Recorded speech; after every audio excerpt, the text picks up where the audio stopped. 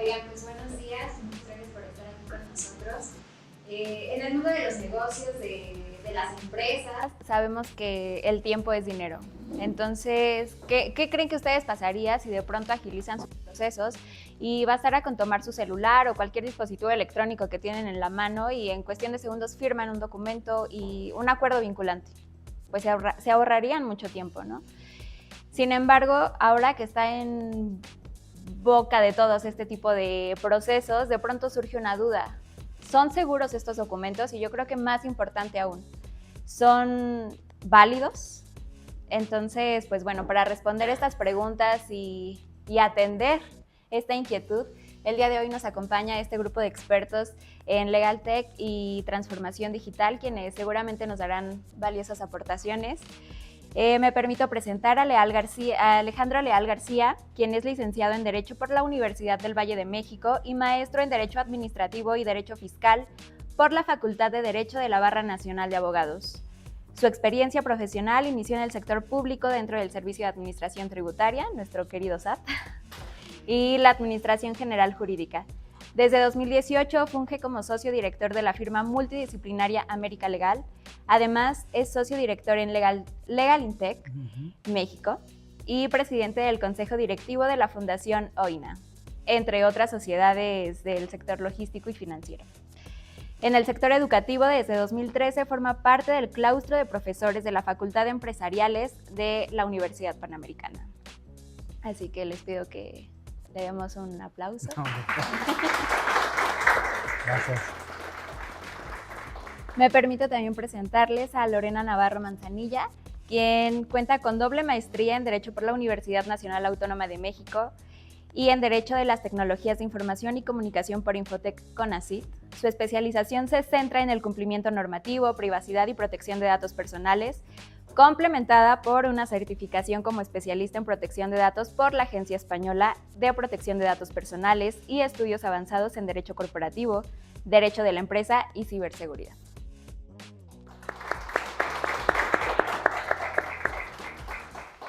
Quiero resaltar que aquí nuestra panelista es experta en temas de protección de datos personales, entonces creo que su aportación será muy valiosa para nosotros. Actualmente es docente en la maestría en Derecho de las Tecnologías de Información y Comunicación, así como en el Diplomado de Derecho, TIC e Innovación en Infotec CONACYT. Es asociada en la Academia Mexicana de Informática, vicecoordinadora del Comité de Derecho Digital y Privacidad de la NADE y miembro activo de la Red de Mujeres en TIC. Entonces, bienvenida. Gracias. Excelente.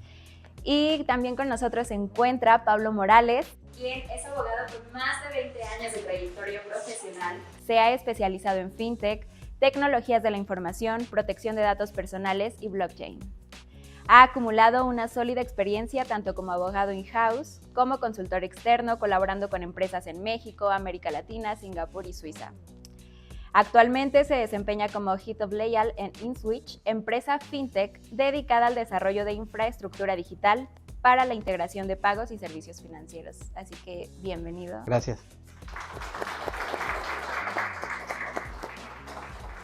Oigan, pues muchísimas gracias por acompañarnos y creo que todos estamos muy entusiasmados por lo que tengan que decirnos. Entonces, Alejandro, me gustaría comenzar contigo. Claro. Cuéntanos, ¿los contratos digitales tienen la misma validez legal que los físicos? Que creo que es la pregunta aquí del millón. La pregunta del millón. Bien, me gustaría empezar con el escenario de que todo radica en la expresión y manifestación del consentimiento y la voluntad, para que ésta se dé de manera autógrafa o a través de medios electrónicos. De forma autógrafa, digamos que contamos con un elemento que puede ser sujeto a múltiples situaciones como pruebas periciales para verificar la autenticidad de un grafo plasmado en un documento, ¿no?, en caso de desconocimiento de la suscripción de dicha persona. Pero ¿qué sucede con los documentos electrónicos? Tanto el Código Civil Federal como el Código de Comercio y la Ley Federal del Trabajo, ¿no?, contemplan lineamientos específicos para el tratamiento y suscripción de documentos a través de firmas electrónicas. Y existen firmas electrónicas avanzadas y firmas electrónicas fiables. Las fiables son las que cumplen con un requisito que es la NOM 151, que es un elemento de generación, almacenamiento, conservación y ulterior consulta sin que haya sido alterado el documento. Ese es el elemento primario para poder, digamos, aventurarse al escenario de suscribir un documento con medios electrónicos. La firma electrónica avanzada dice per se la propia legislación, incluso el Código Fiscal de la Federación, sustituye la firma autógrafa de la persona suscriptora, ¿no? Entonces tiene un elemento de trazabilidad, de veracidad, de consentimiento, de este consentimiento expreso y voluntad a través de medios electrónicos. Luego entonces, ¿qué sucede para que puedan servir o funcionar de la misma forma? El documento contractual deberá tener clausulados específicos, ¿sí?, que permitan esta expresión de que las partes suscribirán el documento a través de medios electrónicos, cuál es la herramienta electrónica que será empleada, quién es el titular de la cuenta en donde radicará o estará el repositorio del documento que posteriormente podrá ser consultado. La existencia de un solo documento único enviado a través de medios electrónicos, un mensaje de datos transmitido que es firmado a través de la firma electrónica avanzada o fiable. Y luego, en caso de que exista alguna controversia, tendrá que ser citado el repositorio a que presente a través de una inspección judicial o una prueba pericial en materia de tecnologías de la información para garantizar que el documento fue generado y que ha permanecido inalterado desde que fue suscrito por las partes. Luego entonces, ¿son lo mismo? ¿Sirven para lo mismo? Sí, sí sirven. Los documentos con firma autógrafa son eficientes y siguen funcionando y siguen operando en el sector de los negocios. En este marco de las ciencias económico-empresariales se emplea muchísimo. Es un tema también cultural, ¿no? ¿Qué tanto estás dispuesto a aventurarte a incursionar en un procedimiento paperless y digitalizar tus procesos? Pero no es sencillo, así como decir, aviento cualquier documento en cualquier herramienta, ¿no? Tenemos que estar seguros de que la herramienta que estamos empleando realmente cumple con las disposiciones legales para tener certeza jurídica. Entre otros elementos de confidencialidad, datos personales, muchas herramientas realizan el background check, que no tienen los documentos autógrafos. Significa que tú tienes enfrente a una persona que firma y tuviste, si acaso, anexo al contrato su identificación. Pero no verificas que la INE esté actualizada, que sirva para identificarse, porque en el padrón del INE no aparece o hay un documento posterior, ¿no? Tampoco verificas que la persona suscriptora tenga alguna contingencia, ¿sí?, con la que mejor de plano no vale la pena vincularse, ¿no? Que esté en listas del 69B o que esté en listas restrictivas del Tesoro. Entonces, esos elementos, entre otros como la prueba de vida, que generan esta autenticidad en el momento de la suscripción, como el Insurance Tech, en donde para firmar están grabándote y estás haciendo tu grafo dentro del dispositivo electrónico, esos elementos todavía generan mayor, digamos, seguridad jurídica, porque todo se concatena. Diversos elementos concatenados durante el proceso de gestión digital generan esta seguridad jurídica. Pero no es simple, necesita un proceso bien estructurado. Pero una vez que se alcanza, créanme que los documentos suscritos de manera autógrafa como los digitales tienen la misma validez y seguridad jurídica. En mi experiencia, les puedo asegurar que no tenemos controversias en materia, digamos, de reconocimiento. Cuando se han suscitado, se exhibe el contrato, se exhibe el titular del repositorio, no les queda más que reconocerlo, ¿saben? En cambio, cuando presentan un contrato físico, lo primero que hacen automático es, esa no es mi firma. Aunque al final el resultado sea en la pericial, reconocerlo es una acción perentoria tendiente a retrasar una consecuencia jurídica.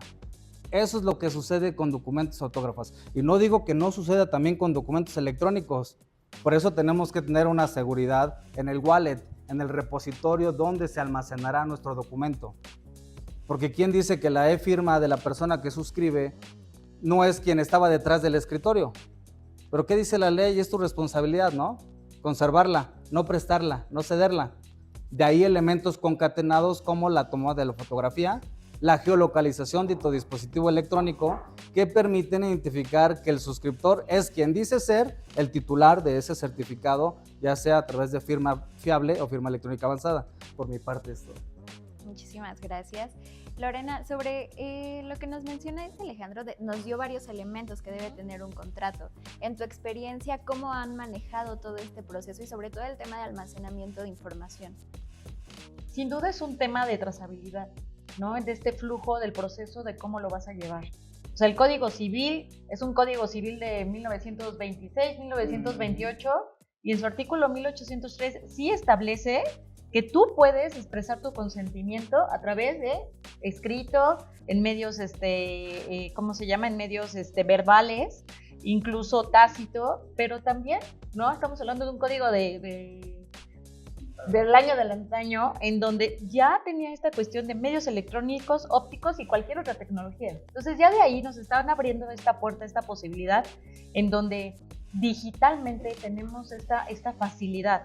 Sin duda, es un tema de cumplir ciertos requisitos, y justo mencionabas, ¿no? Este tema de si es firma electrónica simple, si es la e-firma. Al final de cuentas, la e-firma en estricto sentido está emitido por un órgano gubernamental que valida y verifica que la otra persona sea el titular de esta firma, ¿no? Porque mucho de lo que podemos ver aquí es esta cuestión de corroborar la identidad digital.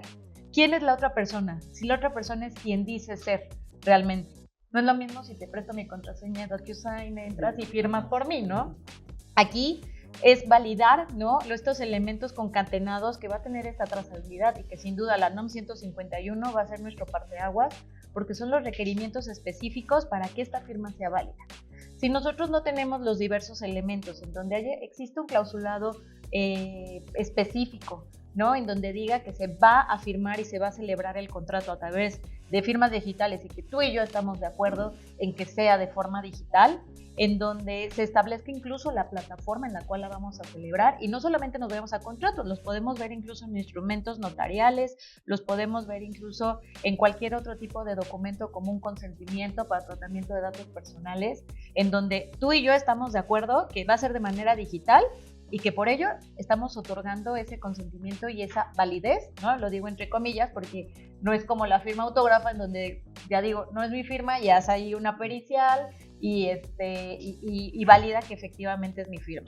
Aquí también es importante, pues, la alta seguridad que nosotros demos a los documentos, ¿no? No es lo mismo este documento en donde van a ser plataformas estrictas, que necesitas un doble factor de autentificación, que necesitas un correo específico, que la persona autentifique que es su correo electrónico, que es su usuario, que es su contraseña, que es la persona que está ingresando esta prueba de vida que bien mencionabas, esta validación, ¿no? Entre documentos y también entre los contenidos de los contratos.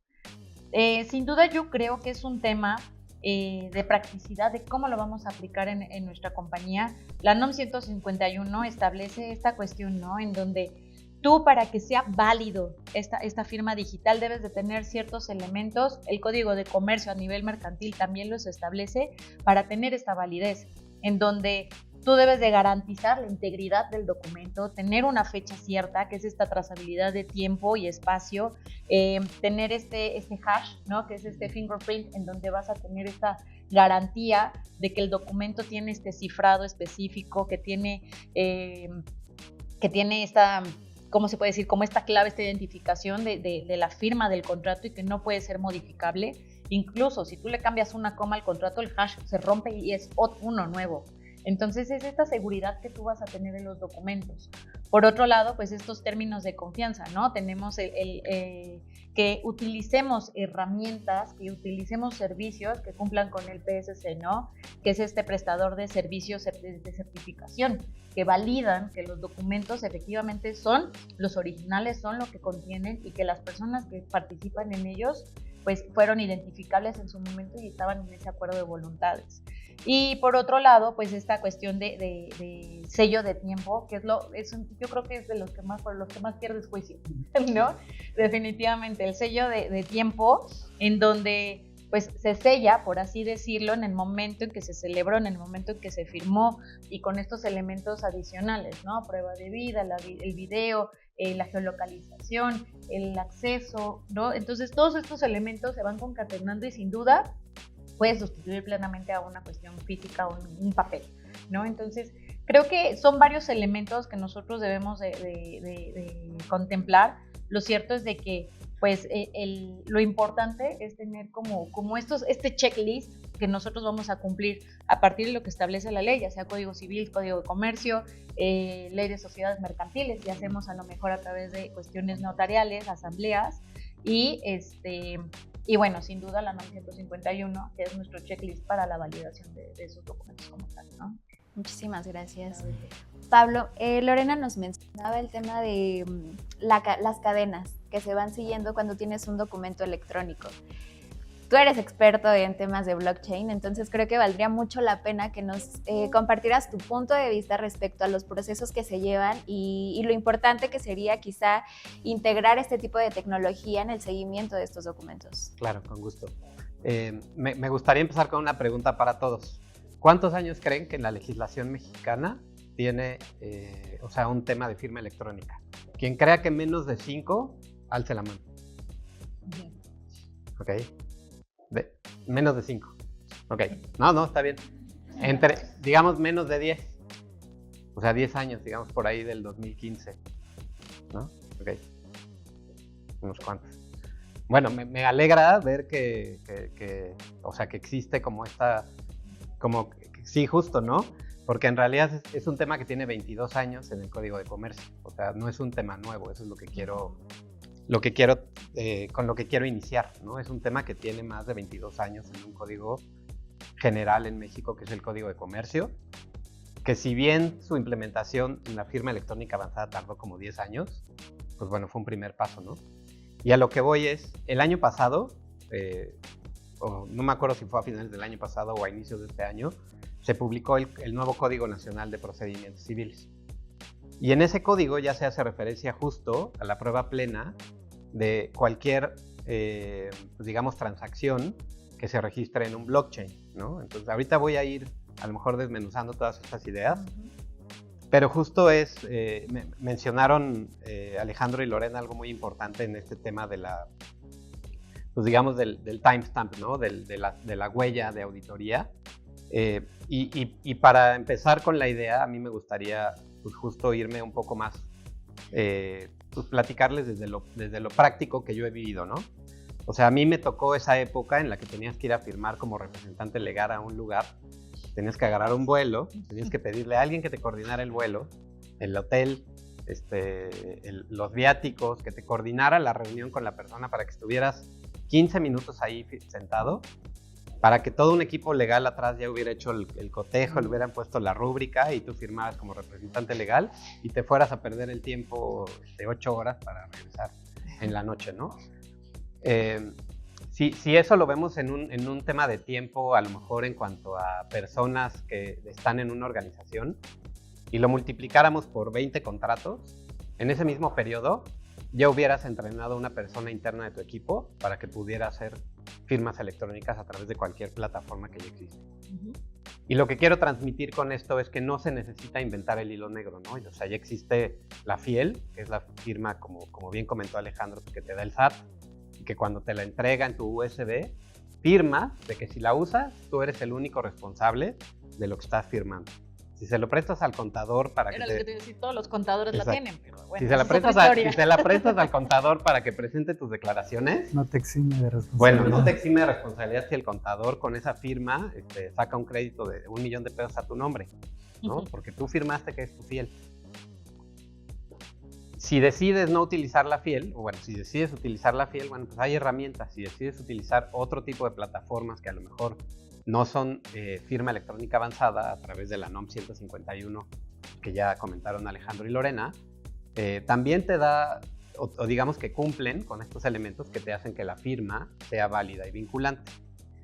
Y yo le agregaría, justo a lo que comentaron, además de que es válida y vinculante, yo le agregaría que el tipo de prueba plena que puede llegar a ser la firma electrónica. ¿Y por qué? Y me explico. Cuando tú, o sea, los contratos están diseñados para hacer, y me voy a ir a la antigua Grecia o hace muchos años, antes de que existiera el papel, ¿cuál era el medio en donde tú decías, te vendo este pedazo de piedra que tiene un diamante incrustado? ¿Cuál era? ¿No? O sea, la mano. Era, yo te voy a pagar esto, 10, lo que sea, por esta piedra, en X tiempo. Y eso sucedía, te entregaba la piedra, me pagabas y no había necesidad de ningún papel, ¿no? Sin embargo, los negocios evolucionaron y empezaron a surgir los contratos en papel. La finalidad de un contrato no es incumplirlo, a menos de que estés actuando de mala fe. La finalidad de un contrato es establecer los términos y condiciones bajo las cuales alguien le va a dar un servicio o un producto a una persona y la otra va a pagar un servicio, el servicio que recibe o el producto que está recibiendo. Sin embargo, pues como bien lo sabemos, el tema contractual pues, te puede llevar a un litigio, ¿no? Cuando llegas a esa instancia de litigio, tienes que comprobar, como bien decían, que la firma autógrafa fue puesta por la persona que dice ser el representante legal. Y no me van a, seguro muchos de ustedes han estado en esa situación, que te mandan un contrato firmado en un sobre de DHL y no sabes en realidad si Pablo fue el que firmó ese contrato. No sabes si se lo dio a firmar a su hija, a su primo o a quién. Y te llega el contrato y tú dices, bueno, pues yo voy a hacer lo mismo porque no pretendo cumplir el contrato. Le regresas su tanto y entonces los dos creen que engañaste al otro, ¿no? Cuando en realidad pues, los dos se engañaron mutuamente. En el tema de la firma electrónica eso no existe, ¿no? ¿Por qué? Porque ya sea que utilices firma electrónica avanzada o una firma electrónica o una firma autógrafa digital, tienes medios suficientes para poder acreditar que fue Pablo el que firmó, que fue Lorena la que firmó, porque utilizó su fiel o porque utilizó un medio de autenticación biométrica. Pasándome al tema justo ligándolo ya con el tema blockchain, pues básicamente blockchain es una tecnología, ¿no? Que como su nombre lo dice, es una cadena de bloques, en donde cada bloque va ligado al bloque anterior, en donde se sellan transacciones y se incluyen las transacciones que se realizan en cada bloque. Una transacción puede ser la compra-venta de un activo digital, la compra-venta o la transferencia de una criptomoneda, la firma de un contrato, o sea, la compra-venta de una inteligencia artificial. O sea, puede haber 1000 escenarios. Comercio exterior. Sí, comercio exterior, pago de impuestos. O sea, hay incluso países en Europa que ya aceptan, y en Estados Unidos también, en algunos estados, que ya puedes pagar tus impuestos con cripto, ¿no? Y ese pago de impuestos con cripto queda sellado en un bloque, ligado al bloque siguiente y a las transacciones siguientes y demás. Hoy en día justo ya hay plataformas y ya hay elementos que te permiten poner ese elemento de la firma electrónica en una transacción en blockchain. Y lo que quiero, para cerrar, con lo que quiero llegar a la idea es, no solo en México, sino ya en muchas jurisdicciones, el hecho de que haya una transacción en un blockchain público es prueba plena. Prueba plena quiere decir que no admite una prueba en contra. O que si tú dices que no es, tienes que acreditar que alguien hizo algo tecnológicamente inviable hoy en día, por lo menos, para haber alterado ese bloque y haber puesto ahí esa transacción. ¿Y por qué digo que es tecnológicamente inviable? Porque por lo menos las principales redes blockchain públicas, la de Bitcoin, la de Ethereum, nunca han sido hackeadas y está comprobado que no pueden ser hackeadas ni con la computación cuántica que viene ahí desarrollando Google, ¿no? Es que hay un rastreo, ¿no? O sea, si hay un rastreo de que si existe un cambio, o sea, tú puedes validar ahí quién intentó hacer. Pues es que en realidad no puede hacer no puede haber un cambio, ¿no? O sea, porque tendrías que modificar todos los bloques anteriores, lo cual es técnicamente imposible porque tienes una ventana como de 10 minutos. Claro. Entonces, modificar todos los bloques anteriores es técnicamente imposible, ¿no? Tecnológicamente hablando. Entonces, justo a lo que vamos es, pues este futuro es eso, ¿no? Es en el que te puede dar una prueba plena simplemente con tener un hash, que es un conjunto alfanumérico larguísimo. Te vas a ese hash, validas de dónde viene la transacción y validas que esa transacción fue hecha por Lorena y Pablo y que los dos estuvieron de acuerdo y firmaron pues, a través de un medio electrónico, sea el que haya sido, ¿no? Entonces, pues bueno, eso creo que es mi aportación. Fíjate que yo solo añadiría, como lo marca parte de la teoría general de la prueba, el que niega no está obligado a probar, a menos de que niegues algo que es evidente. En el caso en concreto estás negando, digamos, una presunción legal, que es una firma electrónica. Entonces, si yo niego la suscripción de un documento con uso de e-firma o una firma con NOM, tengo que probar que no es. Entonces, no me exonera el hecho de decir, niego lisa y llanamente que yo no suscribí. Tienes que probarlo. Eso es lo que eso es un parteaguas contra lo que es autógrafo, ¿saben? Eso es lo único que añadiría. Pues definitivamente creo que es esa balanza, ¿no? Pros y contras, ¿no? La escuela antigua de firmar todo en firma autógrafa, irte de viaje, rubricarlo. Si somos 10 socios, visitas las 10 casas para que todos firmen. Y se vuelve una cuestión imposible ya en la actualidad, ¿no? Porque a veces ya las transacciones incluso pues son más dinámicas. Y sin duda la cuestión digital lo que nos apoya y con este tipo de tecnología pues es reducir significativamente el fraude, ¿no? que pudiera originar en estos documentos. Y obviamente asiéntenlo en estatutos, o sea, coloquen la alternativa de que la entidad a través de su representante podrá suscribir los documentos a través de medios electrónicos, ¿sí? Y adicionalmente las asambleas también ya pueden celebrarse de manera electrónica, siempre y cuando tengan debidamente detallado su procedimiento de votación y aprobación de los acuerdos correspondientes. Pero todo eso existe y es maravilloso. De verdad, implementarlo es algo que les puede facilitar su proceso operativo en su modelo de negocio, industria o sector que corresponda. Oigan, nos han dado creo que un panorama muy alentador, nos han hablado creo que de muchos beneficios, de agilizar el tiempo y procesos, ¿no? Que es uno de los dolores de cabeza de muchos. Sin embargo, todavía hay como cierta desconfianza de pronto entre la sociedad en general y pues los expertos también. Entonces, si a esto le sumamos que de pronto sí vivimos un boom de tecnología, pero con ello también hay muchos riesgos tecnológicos, ¿cómo podemos empezar a hacerle frente a estos procesos? Y ustedes lo mencionaban muy bien. Hay estos documentos, tienen la certeza de que quien lo firma es quien está de acuerdo, ¿no? Quien brindó el consentimiento. Pero ¿qué sucede si de pronto nos empezamos a enfrentar como a estos retos donde puedo argumentar que hubo desde un hackeo hasta alguna quizá alteración del documento digital mediante códigos y demás? ¿Cuál sería el proceso a seguir y cuál es la realidad que estamos enfrentando ahora? Porque también me gustaría añadir algo. Todavía no existe una legislación como tal que nos hable de los contratos digitales. Bien, sí le robo la palabra.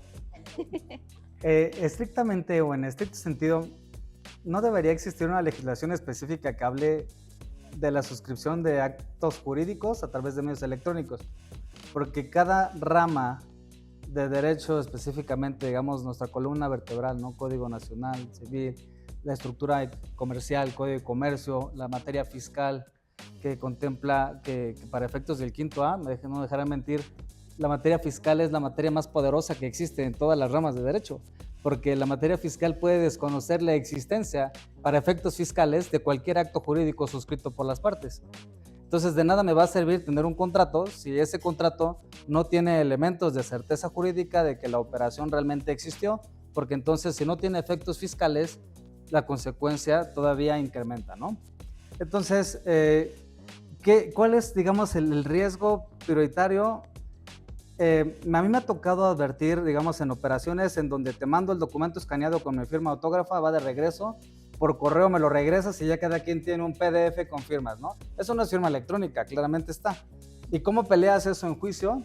Obviamente con elementos concatenados. Vas con un corredor público, le sacas una fe de hechos a los correos comunicados entre las partes, lo ofreces como prueba dentro del procedimiento y la otra parte tendrá que debatir y luego entonces ofreces inspección judicial, verifican la autenticidad de los correos que ya dio fe de hechos un corredor o un notario y entonces vas concatenándole elementos a la certeza jurídica. Y me ha tocado ganar juicios así. Pero qué necesidad de llevar un proceso que me va a durar 2 años, ¿saben? De esa forma. En cambio, cuando he tenido controversias con respecto a quién suscribe o no suscribe un contrato, de ahí es que tomo otros elementos que concatenan que quien está detrás del escritorio del celular es quien dice ser. Background check. Es la única opción. Verificamos que quien está detrás se toma su fotografía, coincide los propios sistemas te arrojan la identificación, la foto de la identificación no viene del celular, parece ser que fue obtenida de la computadora, de la pantalla, porque tú haces una comparación de elementos biométricos entre la INE y la fotografía, ¿no? Y de esa manera arroja un resultado. Si les aparece algo negativo en el certificado del background check, ¿sabes qué? Vuélvelo a firmar o no lo firmamos, ¿no? Entonces vas avanzando a nivel contencioso. Yo les puedo decir que los elementos suscritos y presentados como prueba, les hablo de notas convertibles por acciones, notas de crédito convertibles por acciones, contratos de cantidades interesantes de dinero. Cuando se exhiben dentro del proceso, el elemento de que niegan prueba, ¿sí?, los pone en un elemento contradictorio. Y nos estamos viendo en el escenario, como mencionaban, ¿no? Oye, danos un correo electrónico donde te va a llegar el mensaje de datos, que es tu correo donde vas a entrar y firmar el documento. ¿Qué sucede? La gente suele generar correos electrónicos que no son su correo oficial.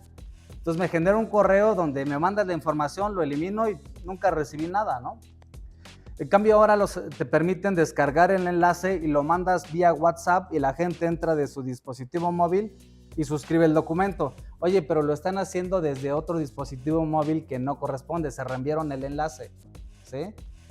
Todo eso puede darse en la vida práctica cuando se tiene la intención, posiblemente, de generar un fraude o no cumplir con un contrato, ¿no? Pero obviamente tienes que ideártelas, ¿no? Es decir, dentro del contrato señalas, declaro bajo protesta de sí, ¿verdad?, que la cuenta de correo electrónico es personal y no fue creada únicamente con fines de mantener la comunicación relacionada con este mensaje de datos, ¿no? Que el teléfono es propio, el número de teléfono donde te llega el mensaje de WhatsApp para suscribirlo, el enlace, o bien colocar el presente documento podrá ser enviado a través de enlace directo a través de cualquier medio de comunicación que las partes establezcan, como puede ser WhatsApp o vía Telegram, ¿sí? O establecer que las partes suscribirán a través de un Zoom en el que ambas partes abran el documento en el momento y quede registrada la suscripción del contrato. Y todo eso te va llevando a elementos que concatenados te muestran que sí firmaron las partes a voluntad del documento. Sin duda creo que es esta cuestión de este checklist que mencionábamos hace un momento, sí. y voy a diferir un poquito con lo que mencionas de que no existe una ley de los contratos digitales. Está la ley de firma digital, el Código de Comercio lo acepta, el Código Civil lo acepta. Como tal no dice válido contrato digital, pero dice cualquier medio digital, electrónico u otro medio tecnológico que te lo permita, ¿no? Incluso la Ley Federal de Protección de Datos Personales también establece que el consentimiento lo puedes recabar por medios electrónicos también o medios análogos, y lo tenemos, ¿no? Ese checklist de he leído términos y condiciones, ese pequeño checkbox, ustedes ya están dando su consentimiento. Si bien no es un contrato como tal, lo cierto es que a través de ello nosotros ya estamos digitalizando nuestro consentimiento o nuestra, ¿cómo se puede decir? Como nuestra firma, nuestra aceptación a ciertos términos, condiciones. Entonces, ahí sí difiere un poquito porque sí hay muchos elementos, sí hay diversa normativa, el mismo Código Fiscal también establece, es más, la misma autoridad nos da esa digitalización para poder formalizarlo, ¿no? Es que no dije que no existiera una ley de contratos digitales, o sea, existen diversas leyes que contemplan ya ese elemento dentro de su estructura. Código Civil, Código de Comercio, hablé de Código Fiscal, claro. Pero no que exista una ley específica de actos jurídicos. Sí. O sea, eso es, digamos, mi precisión nada más, pero sí, no, tienes razón. No. Es que la pregunta iba más dirigida de que no existe. Sí existe. En ese sentido, justamente, ¿consideran que tendría que actualizarse los lineamientos sobre ello? Bueno, en México todo se tiene que actualizar, pero eso es otra historia. Bueno, yo coincido, o sea, que efectivamente sí hay regulaciones y no tendría que haber una regulación específica que fuera la ley de contratos electrónicos en México, ¿no? Uh-huh. Seguramente todos, cuando han ido a un Oxxo o a un 7-Eleven, y no es de hoy otra vez, o sea, es de hace 10 años, cuando ponían su tarjeta de crédito o de débito, les aparecía ingresa firma electrónica. O sea, todo el mundo lo vio en la pantallita, ¿no? Y eso es porque venía en una regulación bancaria, ¿no? Derivada de la Ley de Instituciones de Crédito y derivada de la Circular Única de Bancos y otras circulares de carácter financiero. Entonces, ahorita que viene, por ejemplo, y no me voy a meter a discutirla, porque a lo mejor es una ley con la que yo no estoy muy de acuerdo, esta reforma a la ley de telecomunicaciones, que ya está a la vuelta de la esquina, que tiene muchos temas muy preocupantes para los mexicanos comunes y corrientes, ¿no? Como todos nosotros. Pero a lo que voy es, justo en esta reforma lo que trae es que, por ejemplo, para que pidas un servicio de internet, vas a tener que dar ciertos elementos tuyos, como RFC, CURP y demás, y ya entonces ya va a estar ligado tu servicio celular, tu servicio de internet, muchas cosas a un tema ya como medio preocupante de por qué estamos llegando a esa instancia, ¿no? Pero justo a lo que voy es que legalmente acaba siendo un elemento más, porque justo como bien decías, si comentaban, si reenvías ese mensaje o ese mail o ese mensaje de WhatsApp y lo firmas desde un dispositivo, todos los dispositivos electrónicos, sea un teléfono celular, sea una laptop o sea un módem de los que están dispersando la señal, tienen una dirección IP, ¿no? Y esa dirección IP es como si fuera la dirección de su casa o la de su oficina o la de su casa de Cuernavaca de vacaciones, ¿no? Entonces, esa dirección IP es un identificador único. Y lo que va a suceder con esta nueva reforma es que ese identificador IP va a estar ligado directamente a Pablo, o a Lorena, o a Alejandro, o a cada uno de ustedes. Entonces, cuando firmes cualquier tipo de documento, ahorita en el caso que nos ocupa, pues evidentemente va a quedar un registro, no solo de la IP, sino se va a poder ligar a que efectivamente era Pablo, Lorena o Alejandro quien firmó ese documento. Entonces, no coincido que no es necesario tener una ley específica, es una serie de leyes porque de alguna forma son materias distintas legalmente hablando y no se compara, pues por lo menos, como bien decía Lorena, el tema de datos personales, la forma en la que recabas el consentimiento para recibir datos personales, a la forma en la que abres una cuenta bancaria en un banco o en una IFPE, en una wallet hoy en día, ¿no? Entonces son medios y mecanismos distintos que se regulan por leyes específicas de acuerdo a lo que tú quieres hacer, ¿no? Si es un tema meramente contractual entre las partes, bueno, ahí está el Código de Comercio. Si es un tema a lo mejor laboral, pues le metes otros elementos. Si es un tema corporativo, pues le metes la Ley General de Sociedades Mercantiles. Entonces, como que más bien es un tema de especialización y de saber encontrar cuáles son las partes, el acto que estás celebrando para que le apliques la ley específica que corresponde, ¿no? Entonces, ese sería mi comentario a esto, ¿no? Pablo, aprovechando que tu participación, ¿consideras que los equipos legales actualmente estamos preparados para empezar a introducirnos en este tipo de procesos, de comenzar a implementar los contratos digitales? Pues bueno, de forma general yo diría que no, y de forma general diría que es más por un tema de resistencia del mismo abogado. Porque me ha pasado, ¿no? O sea, generalmente cuando haces implementaciones de plataformas de firmas electrónicas, la primera persona con la que encuentras el no es el CEO, no es el CFO, créanme, es el abogado. Siempre nos tachan de stoppers, pero porque, no es y yo soy abogado, porque el abogado, y bueno, a lo mejor ustedes dos no, y a lo mejor muchos de los que están aquí no, pero a mí me ha tocado que muchos abogados te contestan con no, porque es el mito ahorita también, por ejemplo, con la inteligencia artificial, de que nos va a dejar sin trabajo, ¿no?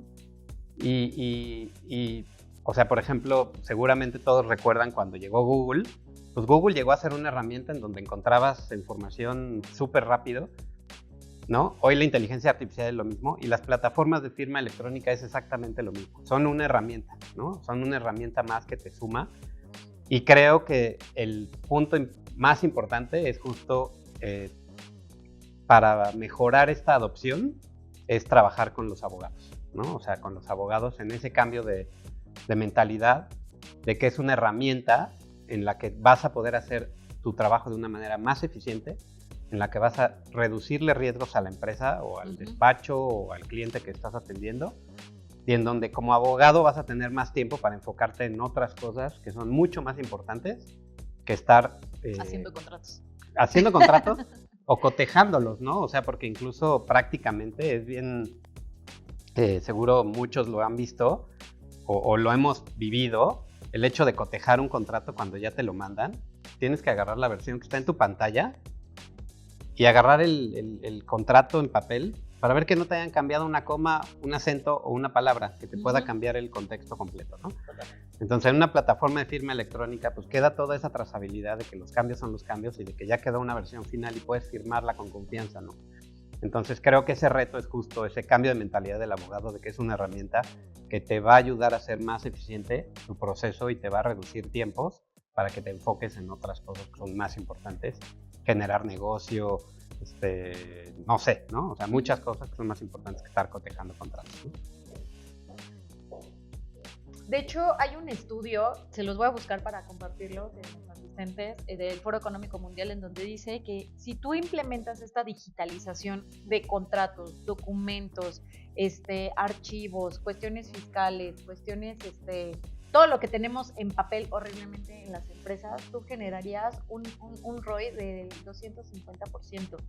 ¿No? En donde tú ya puedes digitalizar toda esta documentación, claro, con un proceso debido a través de este PCC que les decía, que es este proceso de certificación, en donde va notariado, en donde tú ya lo tienes digitalizado y que tiene exactamente el mismo valor que si tuvieras tu declaración anual aquí en físico, en papel, en 86 páginas, en donde ya va a vivir en una nube, ¿no?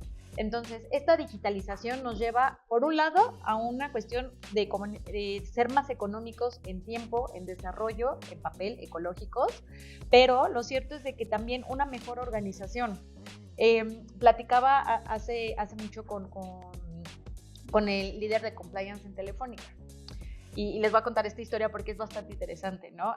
Cuando él llega a Telefónica hace 20 años, estaba Maite. Maite era la asistente, ¿no? Una señora que tenía 50 años en Telefónica ya y perfectamente sabía quién, cómo, dónde estaban los documentos, los expedientes, los archivos. Y entonces un día pues Maite se jubila, se va y ¿dónde está la información? ¿Dónde tenemos los documentos? ¿Quién firma qué? Y entonces sin Maite nadie sabía dónde estaban los expedientes. Entonces fue un tema de digitalización interesante. Actualmente Telefónica generó su inteligencia artificial interna que se llama Maite, en donde está digitalizado ya toda su documentación. Y ese es un honor a Maite, porque Maite pues ya falleció hace mucho tiempo, porque fue a inicios de Telefónica. Y está interesante porque ya buscas y, oye, contrato de tal día, de tal fecha, cuándo vence, y ya te lo arroja la información. Ya está digitalizado, ya tiene esta certificación, porque ojo, no es nada más guardar tu PDF y listo, ¿no? Ya tengo mi contrato ahí guardado, porque también ya cuando llegas a una cuestión de litigio es importante contar con esta certificación y sin duda para que ustedes puedan validar que sus documentos legales, contratos, actas, todo lo que ustedes firmen de manera digital, pues es importante principalmente la integridad, ¿no? Que utilices herramientas confiables, que cumplan con la normativa, que permita que no exista esta modificación, ¿no? De contenidos, esta cuestión de autenticidad, que tú puedas validarlo, esta cuestión de neutralidad, que es algo que también se habla mucho en juicio, en donde pues no se favorece ninguna tecnología en particular, que es una cuestión, pues yo lo vería un poquito más de ponderación, ¿no? Pero es importante validarlo. Sin duda la confidencialidad y la seguridad de la documentación y la funcionalidad, ¿no? ¿Qué quiere decir? Que pues estamos sustituyendo una firma autógrafa, pero que va a tener la misma validez y que incluso va a contar con más elementos que nos va a permitir validar esa autenticidad, ¿no? Porque yo sé hacer la firma de mi papá perfectamente desde la secundaria, pero eso no quiere decir que él firme todo. Sí, perfecto, o sea, lo llamaron a la dirección y mi papá fue así de, no sé si es mía, o sea, lo dudó. Entonces ahora con estos elementos incluso creo que es más seguro que una firma autógrafa, ¿no? Entonces es importante tener todos estos elementos claros, ¿no? Porque al final de cuentas, pues es esta evolución tecnológica que incluso como empresas nos permite ser más competitivos, ¿no? En donde puedes firmar contratos en Tijuana, en Cancún y en Alemania de manera simultánea sin necesidad de tener ese atraso normativo. Hay materias que a veces es más complicado todavía adaptarlo, a lo mejor jurisdiccionalmente tenemos que tener también esa evolución.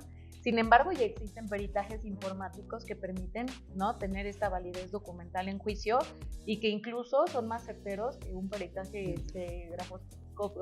grafoscópico, ¿no? Entonces,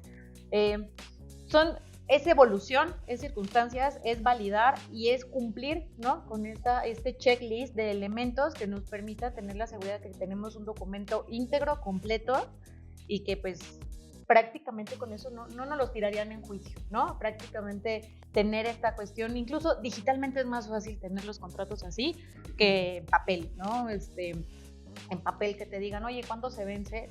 Ahí vas a buscar de la fecha, ¿no? Entonces, sin duda es un tema interesante que podemos nosotros aumentar y podemos poner más controles de seguridad. Tú no me desmentirás, pero esta cuestión de a lo mejor quiénes los pueden ver, cómo los pueden ver y en papel, Claro.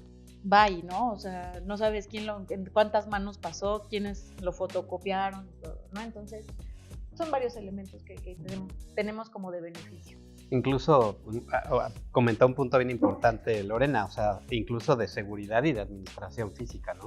O sea, porque tener contratos en papel implica tener un archivero o tener un servicio de terceros, que implica que esos terceros tienen acceso a los documentos, que te los tienen que subir en una camioneta, llevártelos, entregárselos a alguien y esa persona los dispersa. Claro. Y luego recupéralos y otra vez, ¿no? Entonces, llevándolo eso a un tema digital, pues es lo mismo, solo que a través de una carretera tecnológica que proteges, pues, como bien dice Lorena, con controles de acceso, con contraseñas, ¿no? Cifrado. Entonces, creo que hoy en día es mucho más eficiente eso a seguir teniendo ese tipo. Digo, qué mal por empresas como Iron Mountain, que son muy exitosas, pero bueno, tendrán que encontrar la manera de cambiar su modelo de negocio, a lo mejor algo digital que le pueda servir a los clientes, ¿no? Claro. Fíjense que, perdón que te interrumpiera, yo solo arrancaría con el tema de tener voluntad para implementar, porque la innovación es tan libre como la conservación. Quiere decir que si innovamos en la implementación vamos a tener, digamos, un procedimiento digitalizado de manera correcta. Es una política paperless. ¿Sí? Esa política engloba desde qué tanto consumimos papel y cómo nos podemos ahorrar la carga de papel y qué tanto coincidimos con el medio ambiente o no. ¿Sí? De ahí que existen elementos como los CLM, los Contract Legal Management, que te permiten tener tu control y ahí avientas tu contrato, ¿no? O bien aquellos en donde avientas tu contrato final, colocas coordenadas y mandas a firma tu documento. Hay elementos que van más allá. El ciclo de gestión digital conlleva desde que se empieza la comunicación, se mantiene en un solo punto de integración y evitas, como lo mencionan, cadenas de correo interminables. Estaba Alejandro Leal en el 2010 y mandó el correo y él ya no está. ¿Y qué pasó con ese correo? ¿Quién se quedó con ese respaldo? ¿Sí? ¿Saben? Toda esa comunicación se pierde porque las personas solemos cambiar, ¿no? Abrirnos a nuevas oportunidades. El tema es qué tanto generas tus respaldos. Entonces, una correcta gestión digital, desde que se pide, se genera versión 1, versión 2, se conserva, versión final que se carga firma para Bobo, ¿no? Regresa, se manda firma, es lo ideal y obviamente lleva sus temas de implementación, checklist, ¿no? ¿Qué tipo de herramienta? Blockchain es maravilloso, pero pues nada, sería todo. Oigan, pues les agradezco muchísimo el tiempo y sobre todo la información que nos dieron. Creo que nos quedamos con puntos muy importantes como lo es los contratos digitales y me parece que esto es lo más relevante. Sí son válidos y con la tecnología adecuada, con los lineamientos adecuados y los requisitos adecuados, son seguros. Entonces, sin duda, el proceso no va a ser rápido para integrarlo en todo el país.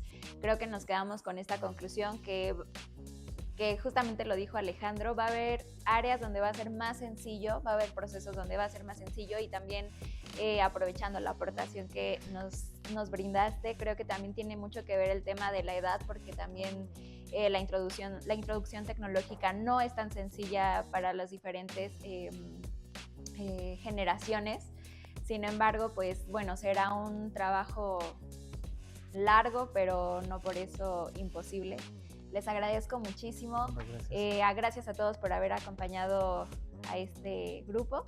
Pues muchísimas gracias a todos y aquí nos vemos otra vez. Gracias. Gracias.